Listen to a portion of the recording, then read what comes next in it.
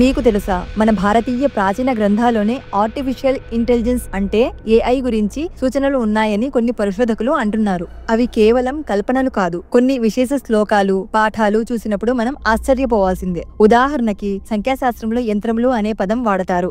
ఇవి తాము చెప్పిన పనిని స్వయంగా చేయగల పరికరాలు అని చెప్పబడింది. అంటే మనం ఈ రోజుల్లో చూసే రోబోలు, డ్రోన్లు, ఆటోమేటిక్ యంత్రాలు లాగా. ఋగ్వేదంలో కూడా మానవుల సహాయం లేకుండా పనిచేసే యంత్రముల గురించి ప్రస్తావన ఉంది. అవి ఎలా పనిచేస్తాయో పూర్తిగా తెలియదు, కానీ ఆ కాలంలోనే ఆటోమేషన్ గురించిన ఆలోచన ఉన్నట్లు తెలుస్తోంది. పాణిని మహర్షి రాసిన అష్టాధ్యాయిలో కొన్ని ఆటోమేటిక్ గదులు, స్వయం చాలిత వ్యవస్థలు గురించి చెప్పబడింది. ఇది చాలా మంది మోడర్న్ డే కోడింగ్ సిస్టమ్ తో పోలుస్తారు.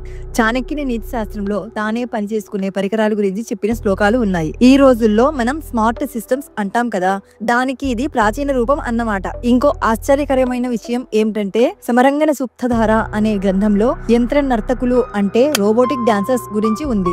ఆ రాచరిక సమయాల్లో ఇలాంటివి ఉంటాయా అన్న అనుమానం వస్తుంది. ఇవి నిజంగా చలించే విగ్రహాలా, లేక ఊహా శక్తికి అద్భుత ఉదాహరణలా? దీని మీద మీ అభిప్రాయం ఏంటి? మన పూర్వీకులు భవిష్యత్తును చూసారా, లేక ఇప్పుడు మనం అభివృద్ధి చేస్తున్న టెక్నాలజీ వారి ప్రజ్ఞను నకిలీగా అనుకరిస్తుందా? కామెంట్ చేయండి. మనం కలిసి ఈ రహస్యాన్ని వెలికి తీసే ప్రయత్నం చేద్దాం. ఇది రహస్య వేదిక, మీకు తెలియని విశేషాల కోసం.